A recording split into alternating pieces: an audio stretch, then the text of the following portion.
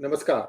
Hello and welcome to PGurus channel. I'm your host Sri Iyer. Today with me is Sri G Mohandas, and we are going to talk about what is happening in Kochi, God's own trash. Kochi's wastewater treatment plant on fire, and this fire raged on for 10 days, setting out a lot of toxic fumes. What was the government doing, and what is it really about? To know all these things, let's welcome our guest of the evening, Sri G Mohandas. Mohandas ji, Namaskar and welcome to PGurus channel. How are you, sir? Namaste, namaste.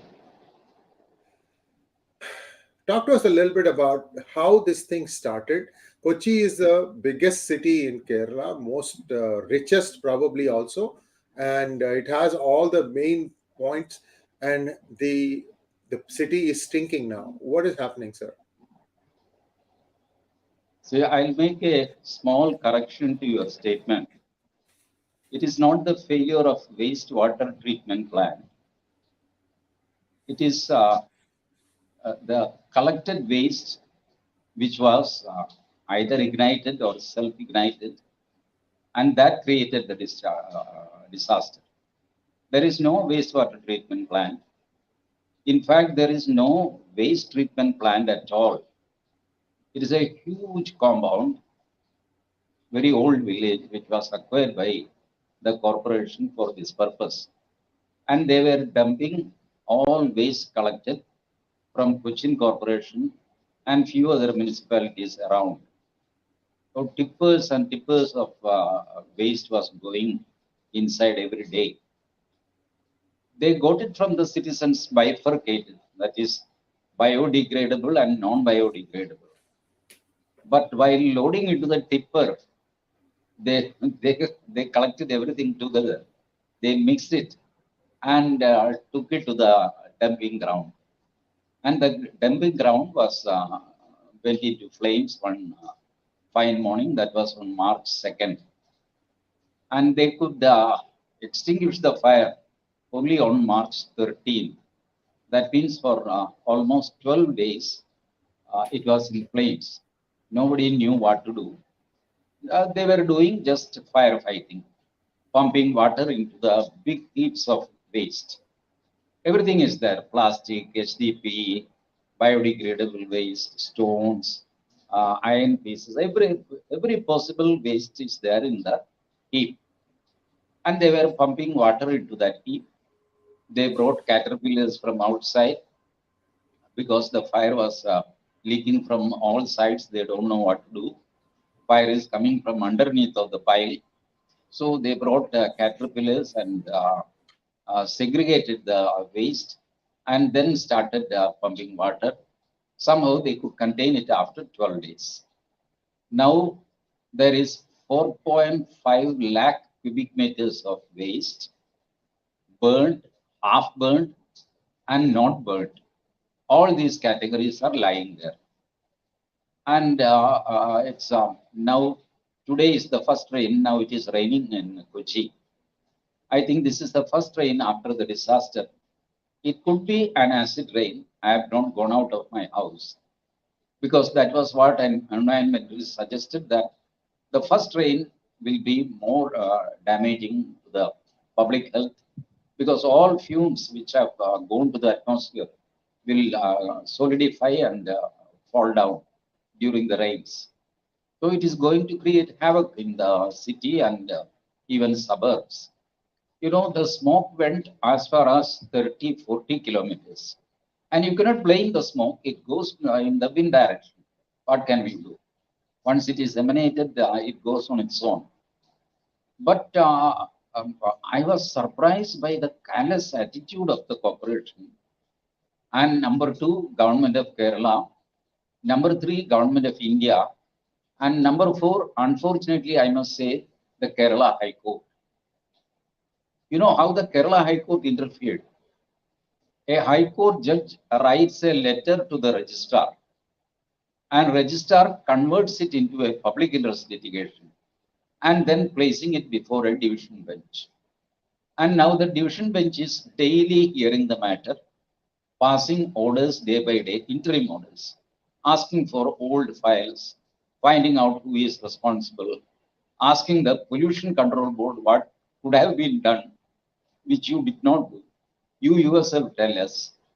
And they preach the public also. You have to teach your children how to process this waste in your own backyard, as if everybody has got a backyard. You see, this whole of administration, including High Court, they behave as if they don't know how people live in a city. You know, the place in which I stay, Mattancherry was having the highest human density in 70s. After that, I think Dharavi overtook us by around 85 or so. We were denser than Dharavi once upon a time. This is what is Kochi. Nobody has got a front yard or backyard. You cannot just process the waste because most of the people stay in flats and small hutments, which are created in 2 cents, 3 cents. You don't have a compound at all. The moment you get out of the house, you are on the main road. This is the way people live. That is the density of population. And they say that you process your own waste. But how to process? I don't know. How to process it? Suppose a small tree is in your compound. If you cut that tree, you cannot eat it. You cannot digest it. You have to dispose it somewhere. Now the government and the court behaves as if such a thing does not exist. Now Kerala is reasonably full of coconut trees. Everywhere you will see coconut tree. Now when it becomes old, you have to cut it. Now nobody can eat a coconut tree, though it is biodegradable. You cannot eat it. You cannot make a curry out of a coconut tree. You have to dispose it somewhere. Now, what is that people expected to do? I don't know. There are no answers in the corporation, with the government, with the Union of India, or with High Court. Everybody behaves as aliens, and people are thrown at God's mercy. That is why we were trending a hashtag, God's own trash. That has become Kochi. In fact, that is the situation of other cities also. Only thing, they are not under fire, we are under fire. That is the only difference. Slowly, this fire phenomenon will come to other cities also. Now, why this fire happened? What caused the fire? I'll tell you what happened. They ordered a bio-mining process to be done for processing the waste. I will not go into the details of what is bio-mining, etc. They gave the contract for 55 crores. And the fellow who took the contract gave it to a subcontractor for 15 crores, 1-5. And he gave it to another subcontractor for 4 crores. Now 4 crores is the project cost. And the cost incurred by the corporation is 55. Now you and me have seen corruption like if 4 crores is the project cost, it will be jacked up to 5 crores. And baki jo 1 crore hai, wo khate hain. So it is 20% corruption, what we generally see. Now here you see the project cost is 4 crores and the total amount jo kha gaye hain, that is 55 crores. 55 minus 4 is 51. 51 crores of corruption for a 4 crores project. That is 13 times the project cost is the corruption in Kerala. Now imagine the volume of money which is being exchanged. If 4 crores project is consuming 55 crores, then 40 crores project definitely it will be 550 or 600. This is the level of corruption. Now, who can control this? Nobody can control this. I was in a serious discussion yesterday with my friend, senior citizens in Kochi. They invited me also. I told them, see,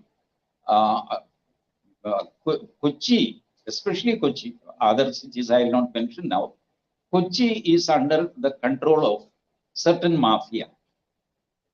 It is waste mafia, waste disposal and the associated transportation, everything is a highly incentivized area. So they will not allow you to dispose the waste properly. They'll create problems everywhere so that the control comes to them and they decide the price. They will decide who provides the vehicle, and the vehicle, everything is overcharged. Every now and then, water supply pipes will be broken or the motor will go faulty, and they will bring tanker lorries of water. There also they make money. Everything in Kochi is under a mafia. And the mafia broadly belongs to Islamic fundamentalists. Now, CPIM is under serious threat. The Hindus in CPIM. I'll tell you, the city Quailon has gone to Islamic fundamentalists. City Alapura has gone to Islamic fundamentalists. I mean, the CPIM bastions, CPIM party has been captured by them. Now the remaining is Ernakulam, that is Kochi. That is also about to be captured by these people. You know, one man is the standing council chairman of Kochi Corporation, whether LDF comes into power or UDF comes into power. I think he will be the chairman even if BJP is coming to power. You know, there are 3 or 4 BJP councillors. What they were doing, I don't know. They could have told this to people that this is happening, and not today. It is happening for the past at least 15 years, and everybody was keeping mum. And government of India, you see, when there is a calamity or disaster, they have national disaster relief force. These people are trained people. They can work in water or waste or hills or sea, anywhere. They are trained for that. Now, government of India could have deployed them to save the situation by Jaldi Jao and bring the things under control.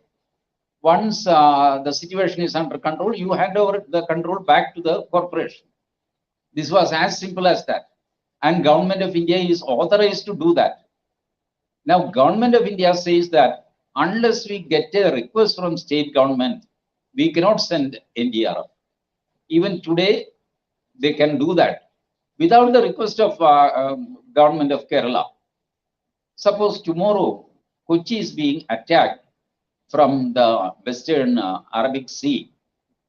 What are you going to do? Are you going to get a request from Pinarayi Vijayan and then send the military? No, you have to act immediately. But government of India is silently watching. The High Court has got enough powers under Article 226. In fact, I tweeted this, I put this in Facebook and requested the High Court to use your power under Article 226 and ask the NDRF to come and take over the situation so that the damage will be contained. But no, they are also going through labyrinthine lines of legalities, approvals, some reports. They are putting amicus curiae to. I don't know what an advocate will do in waste disposal. He will just go there and make a report and submit to the court and get some money out of that. Nothing else an amicus curiae can do there. So these are all things which are, I would say that it is utter callousness and criminal irresponsibility. What else can I say? The whole state, probably even Tamil Nadu or Karnataka, is going to affect by this because the gas released from the waste is dioxin. You know what is dioxin? In the Vietnam War, America used to spray Agent Orange. That was the chemical name. Agent Orange was sprayed in Vietnam, and a few drops fell into American soldiers also. They had health problem, and there was research over that. Finally, they found that dioxin is the villain. And this dioxin is released from Brahmapuram 24 hours for the past 2 weeks. And government of India is sleeping. Government of Kerala, I don't expect anything from government of Kerala because they have their own, their hubris that Kerala is number one, nothing will happen to us. We need not do anything. Jo hoga dekha jayega. Fire will get extinguished when the whole waste is burned. This type of logic is there in communist minds. You and me know that very well. So I don't expect anything from them. But Government of India and Kerala High Court could have acted. I hope and pray that at least now they will act, because dioxin is going to damage future generations also. I am an old man. I may die tomorrow or day after tomorrow. Nothing happens to me. Nothing big about that. But what about the future generation, which is inhaling this dioxin in quantities well above what they can withstand? And nobody is worried about the human tragedy. Everybody says that let us construct a new plant. Okay, construct a new plant. But by the time dispose this waste of somewhere, because there are good waste treatment plants working in maybe in Tamil Nadu or Karnataka. Karnataka is untouchable in Kerala because it is ruled by BJP. They will not speak to Maharashtra because it is ruled by BJP. They will not speak to Gujarat, not at all, because it is a fascist government. They will not speak to Madhya Pradesh also. Madhya Pradesh is famous for this waste treatment. Indore is the number one municipal corporation in India in waste treatment. They have created garden around the waste treatment plant. That is their efficiency. But this district collector, chief secretary, nobody will speak to his counterpart in the next, state, so that if they offer, okay, we will take your waste for the time being until you construct your plant. It may take 3 or 4 months. Till that time, we will process your waste. In fact, I understand Mangalapuram, their waste plant is short of waste. It is running at lesser capacity.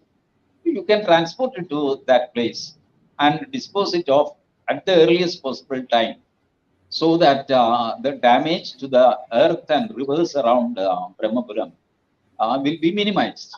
Now there are two rivers flowing around Brahmapuram. They are ultimately flowing to big backwater, that is Vembanad. Then it is going to the Arabian Sea. Now all these things are these rivers and rivulets are polluted with dioxin and other chemicals also. There are some complicated names which I don't remember now, but environmentalists has put forth everything what is contained in the waste when it burns, what is happening, what is the chemical degradation takes place. Everything has been in the put in the I mean public domain. Now still, Chief Minister made a statement today in the Assembly saying that everything is hunky-dory, everything is under control. We will construct a plan at the earliest.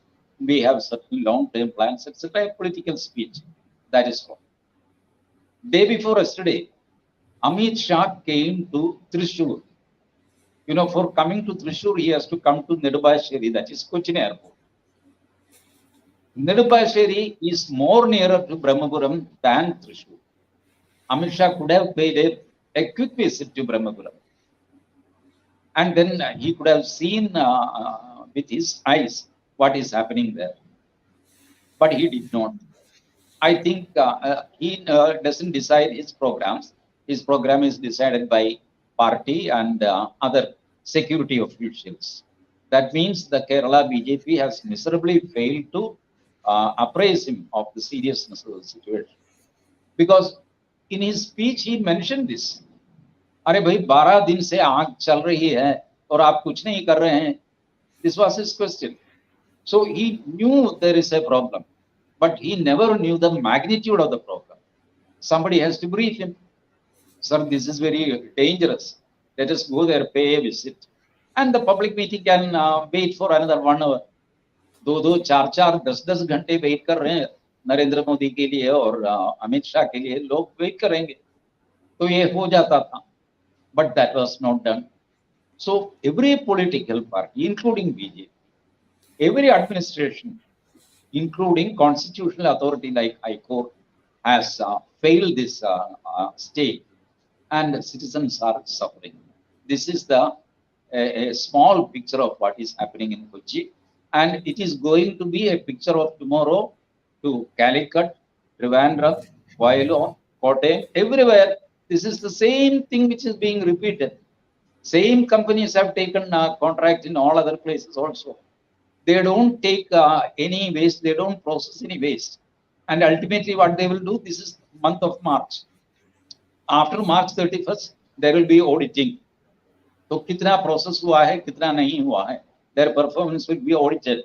So the best way to put fire on the heap, waste heap, so that no quantity audit can be done. Nobody can say that you have processed this much or not processed this much. Kuch nahi hai, sab raakh ho gaya. This is what has happened in Kochi and going to happen in future to other cities also. Thank you. Mohandas ji, what is this that I'm hearing that this government is basically run by mullahs and especially the son-in-law of Mr. Pinarayi Vijayan. Mr. Pinarayi Vijayan's daughter works out of Bengaluru. She has companies there. She's getting a lot of contract from all over the world. And again, these are being alleged to have been kickbacks to the Pinarayi government. You just mentioned about the 51 crore scam gobbled up. Where is this thing going, sir? I mean, the son-in-law is an Islamic and he has ties to SDPI, isn't he? He's not a member of SDPA or Popular Front, but his inclination is towards that. You see, there is something called al-taqiyya. You pretend as if you are secular, you are a straightforward, honest man. And when the time comes, you pounce upon your agenda and carry it forward. So Mohammad Riyas is also belonging to that group. A. Rahim belongs to that group. So many people, I can name so many people, those who have captured the party in Kollam, the party in Alappuzha, those who are going to capture the party in Ernakulam, those who are in the process of capturing party in Trichure. Now, Pinarayi Vijayan is only a mukota, a face mask for the CPIM. He has become old, he is sick, he cannot give speeches like what he used to give. He doesn't have much energy. An old man, and just facilitating his daughter and son-in-law to run their business. Daughter is running business and son-in-law practically runs the state. Now, CPM will not agree now, but they may have to agree in the coming 2 or 3 years. The Islamization of CPM has become so fast that they will get exposed within 2-3 years. But by that time, who will replace them? That is another question. I don't find BJP replacing them. I don't find Congress replacing them either. Now, situation in Kerala is ripe for some sort of subversive urban Naxals to take initiative. A Kerala version of Arvind Kejriwal may click in Kerala. That is the situation when mainstream political parties miserably fail in their duty. This type of chaotic personalities will come to power. That was what happened in Delhi. There was an internal fight between 2 BJP stalwarts, Sahib Singh Verma and Madan Lal Khurana. And the state was taken over by Arvind Kejriwal. First it went to Congress, and Congress there was also a lot of infighting during the period of Sheila Dikshit, but still he could rule for 10 years. In effect, you see, from 1998 onwards, Delhi is with non-BJP governments. BJP could not do anything. Why? It is right under the nose of Narendra Modi and Amit Shah and everybody. And they are winning 7 out of 7 Lok Sabha seats of Delhi in Lok Sabha elections. But what happens to state elections? Because this basic amenities for the people, they will not compromise. See, everybody is in need of minimum electricity, minimum drinking water, and waste disposal. Waste disposal is the constitutional duty of the municipal corporations. You take the 12th schedule of the Constitution, it is written there, disposal of solid waste. Now there is a solid waste management rules, etc. All rules, everything is below the Constitution. Constitution says it is your duty to dispose the solid waste. It doesn't mention biodegradable, degradable, nothing like that. Solid waste is to be disposed by the corporation. Now, corporation cannot ask me to share the responsibility. भैया कुछ आप भी source में ही process करो. अरे मैं कहाँ करूँ? मेरे पास जगह ही नहीं है. All this nonsense is going on. It was going on in Delhi also, and they lost Delhi. Now the political situation in Kerala is in absolute vortex or fluid state, that it is the situation, as I feel, is it is ripe for urban Naxals to come to power. But whether there are urban Naxals capable of doing a campaign and coming to power is another question. Because almost every political party, including Aam Aadmi Party in Kerala, they are also facing corruption charges. Aam Aadmi Party in Kerala. They have not yet started in full swing, but still there are arguments and there are splits in Aam Aadmi Party. So I don't know, politics have become so dirty that speaking of politics has become taboo for gentlemen like you and me. That is the situation in Kerala. Last question for you, Mohandas ji. Is the Kerala voters' mind so poisoned against BJP that even after the complete takeover of the CPIM by Muslims, will not drive the non-Muslim CPIM people to go vote for other parties? No, see, merely because CPIM has been taken over by Islamic fundamentalists, non-Muslims, why should they vote for BJP? What is so special about BJP, you tell me? Are they torchbearers of Hinduism? They can win elections, sir. See, Yeah, I'm just kidding. Please continue. BJP has never released a Kerala-specific manifesto in which you can read, even between lines, you can read that they are going to protect Hindus as citizens of Kerala.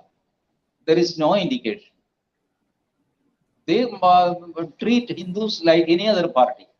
Other parties treat Kerala Hindus as second-class citizens. BJP is also treating them as second-class citizens.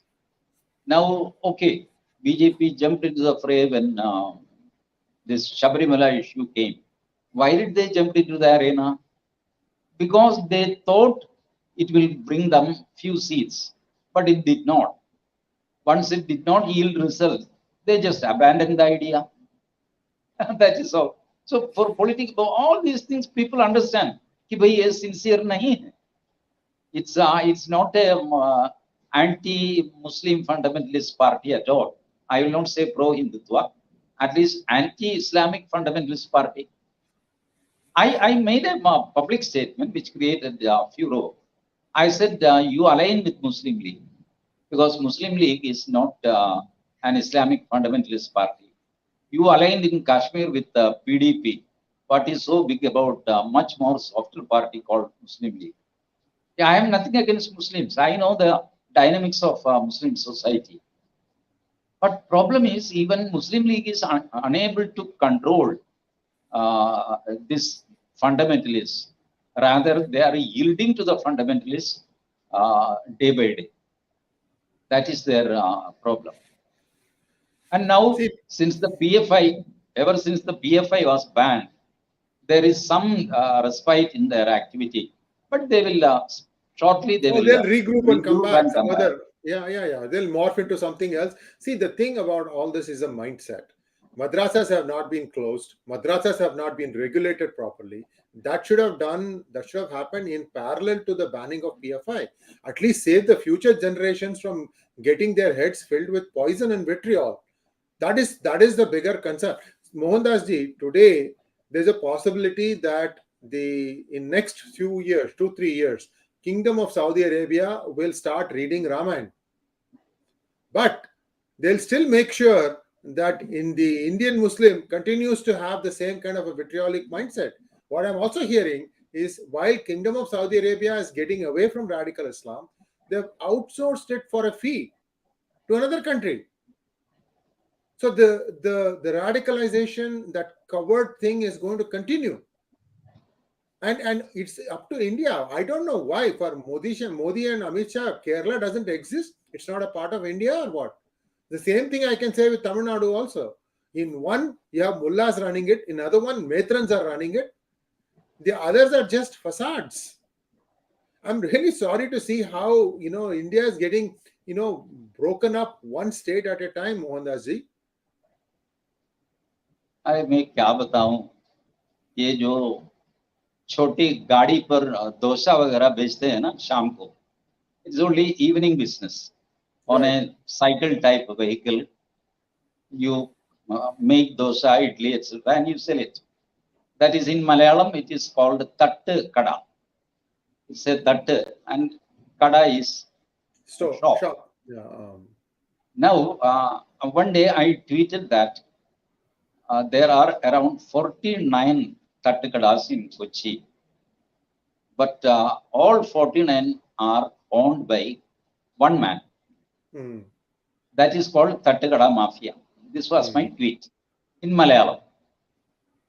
After 5 days, a policeman called me. Sir, from where did you get this information? I told him, this is my source, because I am an honest citizen. When police is making an inquiry on my tweet, I should cooperate. I gave him the details and whatever I had. Rest of the things I said, you inquire about this. Nothing has happened. My tweet created a big flutter in social media. So many people said that what Mohandas is saying is correct. Someone says that this old man is up to spoil Kochi, etc. A lot of abuses also, all from Islamic fundamentalists, because they know who is that mafia. You cannot run an auto rickshaw in Kochi without the sanction of the mafia. You cannot sell vegetables on the roadside without paying hafta to the mafia. You cannot run a private bus. You will not get the permit unless the mafia grants it. अरे कुछ नहीं है, district collector वगैरह, he cannot do anything. City police commissioner, सब bogus है, they don't have any powers at all. Nothing can be moved. If the police have to move, the mafia captain has to say, okay, go on, go ahead, etc. Then only the police will move. Otherwise, see, ordinary citizens like you and me can be caught for petty crimes like overspeeding or lane crossing something. That this mafia will not operate there. Small crimes, you will be caught and your penalty will be 2,000 rupees, 3,000 rupees, like that. But major operations, anything is to be done in Kerala, you have to take permission or pay money to the mafia. And of course, now, the mafia heads are not here. They are probably settled in Zurich or Dubai or somewhere else. No, see, the immediate guys are still settled in Ernakulam. I know them. Yesterday, I made this suggestion to my friends that, see, the situation has gone out of control. Nobody can help us. Let us surrender to the mafia. Go and meet them. We know there are only 3 people controlling all these things. You need to meet these 3 people and tell them, we are honest citizens of Kochi. We are surrendering in front of you. Bhaiya batao, every month, how many crores of rupees you need from Kochi? What is your target? Say, from a city, it could be average 100 crores. We will pay you 100 crores. We will impose additional tax on the citizens. The Kochi citizens will pay that. And 100 crores we will generate and give you. We will deliver at your house. But please don't disturb our life and our children's life. The situation has come. See, you have to accept the reality. when the constitution doesn't work, the High Court doesn't work, Government of India doesn't work, Government of Kerala doesn't work, Kochi Corporation doesn't work, what do a citizen do? It is better accept that I am reporting to you, Mr. So and so, you are the mafia don of Kochi. We accept that. You are a clever man. You are resourceful. You are much more forceful than us. We accept that, and we'll pay you. जैसा पुराने जमाने में देते थे ना, हफ्ता देते थे, मुंबई में अभी भी दे रहे हैं कई जगह. You have to pay hafta. Well, you have to pay hafta. Pay it. The famous or infamous industrialist Faris Abubakar, he had his headquarters in Chennai, and I am told that he has written in bold letters in the reception itself, Government of India, government is the biggest mafia, pay it. That is his policy. Whatever the government asks, pay it, because it goes to the mafia, not to the government. After all, it will go to the mafia. You have to pay the mafia to survive in this country. This is the situation, sir. Well, I don't think Amit Shah or Narendra Modi should look at Pakistan and say, oh, we are doing better than them, therefore things must be all right. There are states like Kerala and Tamil Nadu which are crying for attention. Today's Kerala could be tomorrow's Uttar Pradesh. Understand this, because Samajwadi Party did take it to the brink before a person like Yogi Adityanath tried to come back and make some amends. You are sitting on tinder boxes. We've been saying this for a long time now. I mean, it's high time something decisive happened in Kerala. Instead of firing the mayor, they transferred the collector. But the collector is just a facade. He's not running the state. We have told this thing for many months now. I don't know what the PMO is doing. They seem to have developed deaf ears. I'm just really sorry to see the state that Kerala is in, Mohandas. Every time I come to India, I do take a couple of trips down Kerala. It is 50-50 right now. If you don't decisively act, you are going to create the next Kashmir in Kerala. That's all I can say. Thank you very much, Mohandas ji. We'll be back next week. Hopefully some progress is made. Hopefully the people in the right positions of power listen to this video. We love our country. Bharat Mata ki Jai. And this is all we can tell you. We can shine the spotlight. We can take the temperature and tell you that the patient is running a fever. Beyond that, you have the power. You can do something. Thanks once again, Mohandas ji. We'll be back again next week. Please like, share, and subscribe to our channel. And before you go, in 20 minutes, we're going to have Sumit Peer coming back and talk to us about what is happening in Pakistan. Is Imran Khan going to be arrested? What is the big deal about arresting this person? Thank you very much, sir. Namaskar. Thank you.